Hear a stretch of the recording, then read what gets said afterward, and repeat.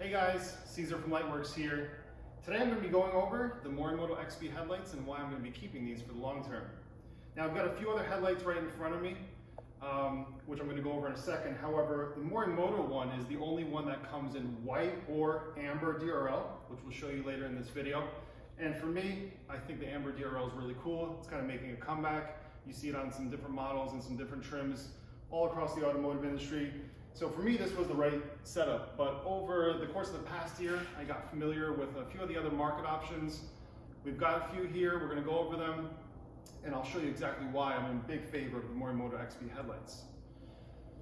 Now this first headlight here, you might recognize it because it looks like every other 5th gen headlight, except this is the bi-LED version by Koito. Now this one came on my 21 Pro from the factory, and this one also comes in a similar look, but it has a single LED. This is the bi-LED, so low and high beam, and the single LED is really just low beam, and the high beam still functions through the reflector. Now Toyota, you could say they kind of screwed us over. The Tundra and the Tacoma get much cooler LED headlight options, but this one looks kind of stock and it looks kind of boring, and it's no wonder why with all the Toyota 4Runner owners, they want to look a little bit different. They're going to switch it over for a aftermarket option. Now again, these are LED headlight assemblies. They're sealed. There's nothing to change out like you might see on LED conversion kits. And all of these headlights are the same in that sense. You can't change any of the bulbs, and these are one of the higher, the premium options that are on the market. Now, still incandescent turn signals. Just like on the previous halogen model, this is a daytime running light, so you got that ugly daytime running light. It doesn't make the vehicle look new, despite being a 21. It's got a semi-flat black housing with a little bit of chrome, but it's a mixture of black and a chrome. Now, these lights come on the car. You're probably not going to go and order them through Toyota, but they are about $1,000 a piece. So, when people say, oh, the Morimotos are expensive, they're $1,400, it's all relative. LED headlights do cost a lot of money. Next up, we've got the AlphaRex headlights. These headlights, they retail for $1,365. These are the Nova headlights. You can see they got four what they call 3D LED projectors. Now, 3 of those turn on as low beam, and the last one turns on as the high beam, and they're very unique. Now, these are the jet black housings. They also have black around the projectors there. There is a model that comes in semi-flat black, sort of like these housings over here, and it's got chrome, like a chrome trim around the projector. And most importantly, AlphaRex is the only one out of all of these that actually has a chrome option for the headlight. It is a little bit cheaper, and sometimes people are into the chrome headlight housings like on other models, and I do like that AlphaRex does have that option. Now the last one's a brand new option from GTR Lighting. It's the Carbide headlight. This headlight retails for $1,000 currently. This is the only one that actually comes with an option for a amber side marker or a clear side marker. Now Morimoto has a smoke side marker option. However, you can't spec it like that from the factory or directly from Morimoto. It means you're going to be opening up your lights, risking damaging them, and ultimately voiding your warranty if you want to switch to those smoke side markers. And this assembly's got 3 projectors. You see the chrome trim around it. You can't, opt out of that. You can't make it darker. These both have LED daytime running light strips, just like the Morimoto lights, and LED turn signals built in. And again, you got a fully sealed assembly in the back. There's nothing to change out, just like the Morimoto, the AlphaRex. And again, the OEM one's the only one that you can do that. So in a little bit, we're gonna do some quick comparisons on the product features and functions of each headlight assembly, compare it against the Morimoto that I've got on the driver's side there. We're gonna do something called a Lux test, which is just a simple intensity reading. It's going to not paint the whole picture, but it's gonna let us see which light is the brightest and making sure that the light is put exactly where you want it, which is down the road and not in the foreground, which I've seen on some of these other options. So hopefully this answers a few questions that people have, and it's a direct comparison against the Morimoto headlight assemblies or the OEM LED lights if you're considering picking those up on the used market, which they're frequently found there. So stay tuned, we're going to show you what these are all about. Thanks. All right, we've got the front end off the vehicle, as you can see. Wanted to do a proper comparison here because we could do the test on the bench, but it'll be best if we set the lights on the vehicle. We're about 30 feet away from the wall, and we're gonna keep the vehicle here during our testing so we can analyze the beam pattern and go over all the differences on the headlights. So, Morimoto headlight on the driver's side.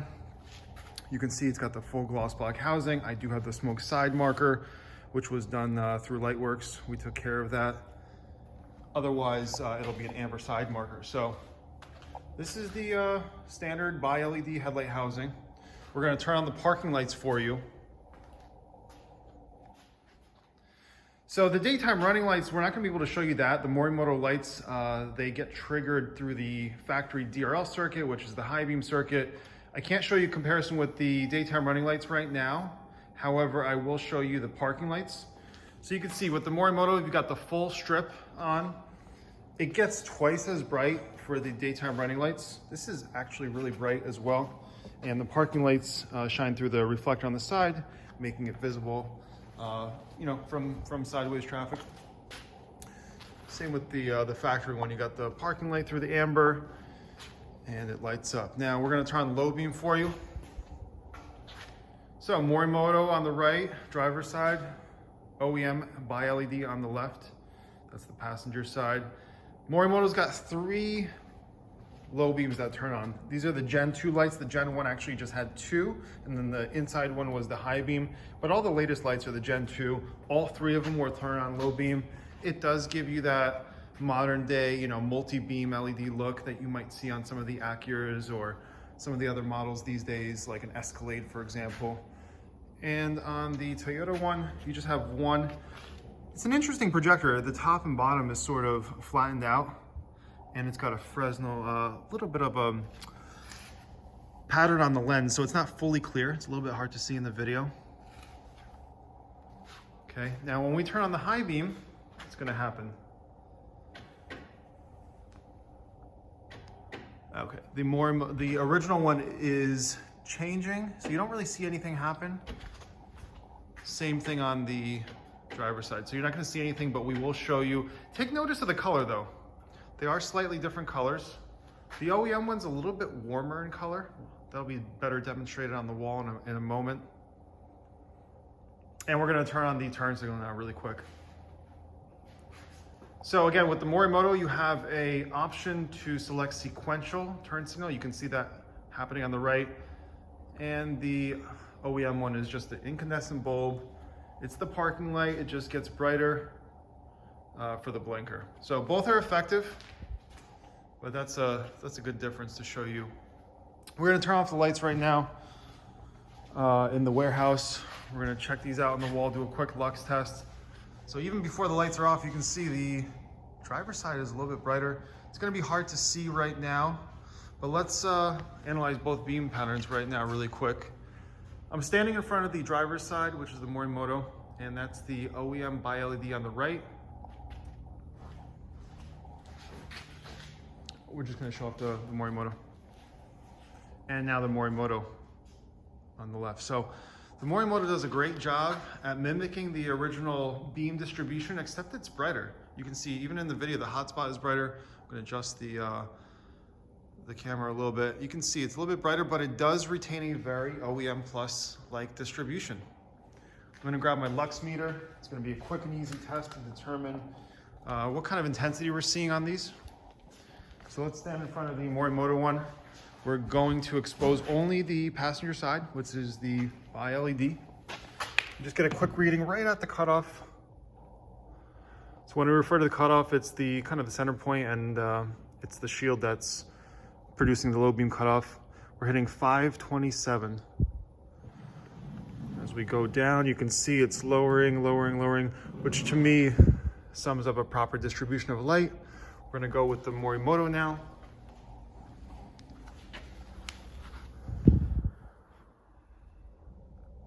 So we're hitting about 630, 677. As we go down, you can see same thing. Less and less light output. You want all your performance sort of right under that step. And that's gonna give you the best distance and best visibility. So I think that wraps up the Morimoto versus the OEM bi-LED lights. And as you can see, the Morimotos are brighter. They have a fuller beam pattern, and they have a lot more features as we went over to give you that modern look. So one thing I did not do is actually get into the high beams. On a lot of aftermarket headlight assemblies, especially aftermarket LED assemblies, the high beams are, it's sort of like an afterthought, and it's really annoying to see that. I'm gonna activate the factory high beams. I'm gonna stand in front of the Morimoto really quick to block that out, and you can see what kind of beam pattern the original one has. So again, the original one just has one projector. It's flipping a shield, it's turning into high beam mode. Morimoto's got all three projectors that turn into high beam mode. So you can see it's got like those different steps above the cutoff, but those are just the projectors changing to high beam mode. It looks a little bit messier, but it is in fact much brighter than the original one. And let's get a quick reading of what we're seeing on the high beams. It's hard to see exactly where the main intensity area is.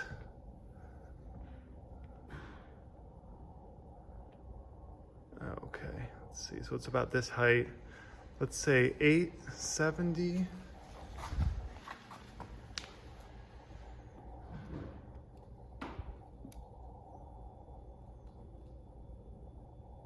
Versus about high 500s. So again, I think that's a sizable increase. And you can see the OEM one is pretty good, but the Morimoto one, because it has three projectors, I think it's a little bit better, although it is a little bit messier. So it is brighter. Again, with high beams, a lot of people have pods on these vehicles. Maybe it's not so important to you or you live in the city, but high beams are just as important, you know, to have a proper high beam function. All right, so we've got the AlphaRex headlight mounted on the passenger side. We don't have the converters in stock, so we just set everything up as best we could by creating some of our own adapters. We're gonna turn on the parking lights for you. Daytime running light circuit is a little bit hard to activate right now because we're indoors. I do not believe that the AlphaRex gets any brighter than that, but that's a direct comparison of the parking lights on the Morimoto versus the AlphaRex. You can see the AlphaRex has that lower portion LED, which is really cool. That's not something I've seen. And the AlphaRex has that white strip, and the Morimoto's got that white or amber strip. Now let's turn on the hazards for the turn signals. We're gonna do a direct turn signal comparison.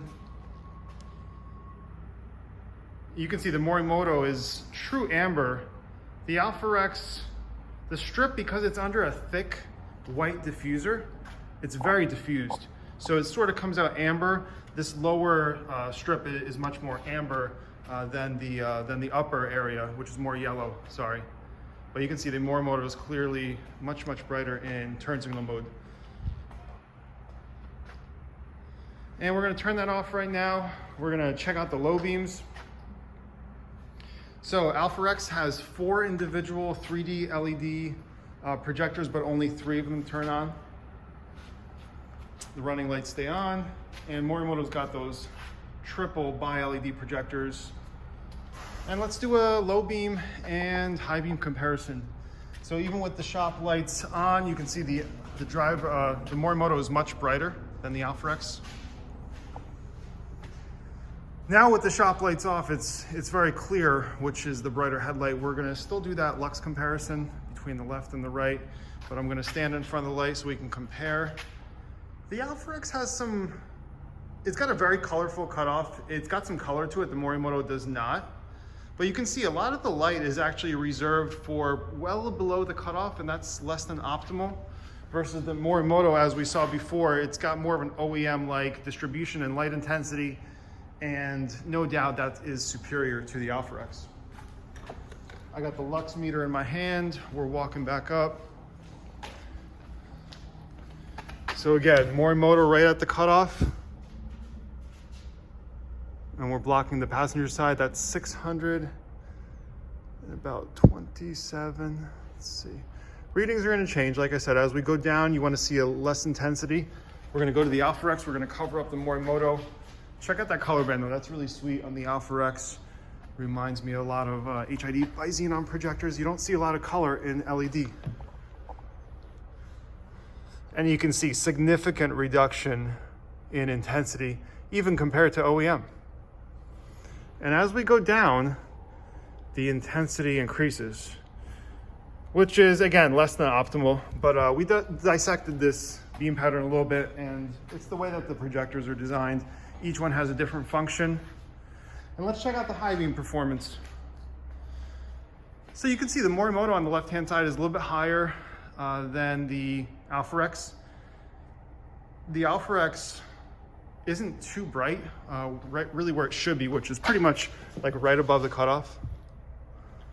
So let's say we're hitting about 200 right above the cutoff, because you want your high beams to shine far down the road. You don't want them to be in the trees. And if we go right above the cutoff on the Morimoto, you're gonna see we have a lot more intensity. So low beam, high beam, Morimoto versus AlphaRex. In terms of performance, there's no doubt that the Morimoto is way ahead of the game.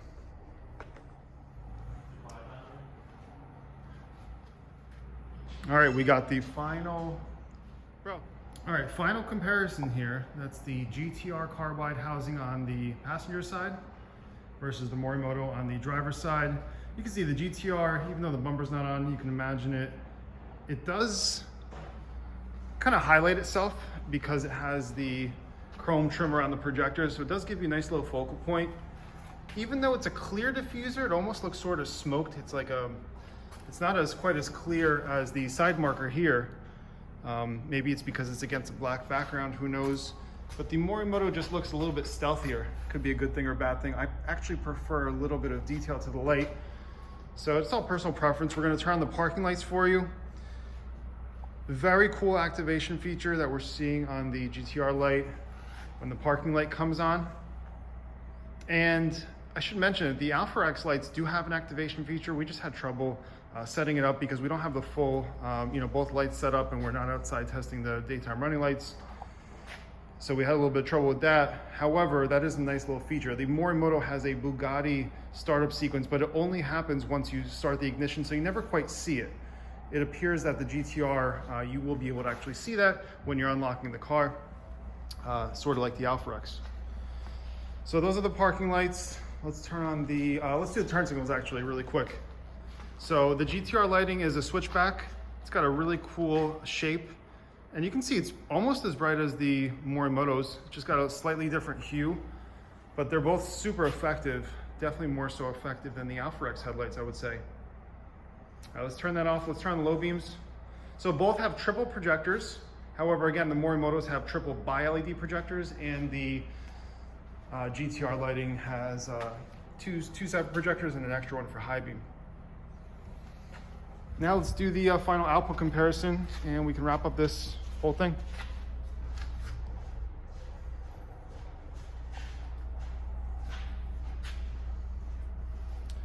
So again, if you take a look at the distribution of the light output, I know I've said it before earlier in the video, the Morimoto, you can see it's got the hotspot right where you need it, gives you good distance visibility. I'm gonna stand in front of the Morimoto headlight and just let you analyze the GTR lighting. So again, I think they're having trouble fully balancing out the beam distribution with that second projector. Maybe it should be angled up a little bit. It's a little low. You want that hotspot to be right under that step in the cutoff beam like you do on the Morimotos. So big difference in optical performance once again. And let's just trigger the high beam so we can analyze it from far away before I get to the wall. Again, they're both sort of messy. They're both not crystal clear and fully focused like they should be. I think it's a toss-up between the two, although the Morimoto one looks a little bit brighter.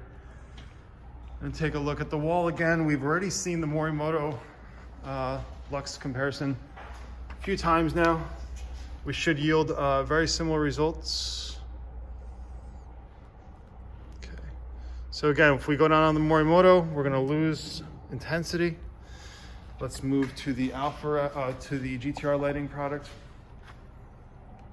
So again, you can see that hotspot sort of low because here we're dead. A little bit lower. I believe that's brighter than the AlphaRex, but as you move down, it gets brighter.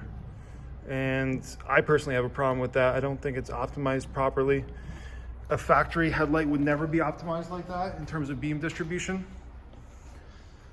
And I think that sums up this comparison. But ultimately, the Morimoto is the victor here in terms of lighting performance and distribution. In terms of all the other features and looks, that's personal preference. Let us know your thoughts after you take a look at this whole video. I'd be happy to hear from you. Thanks again.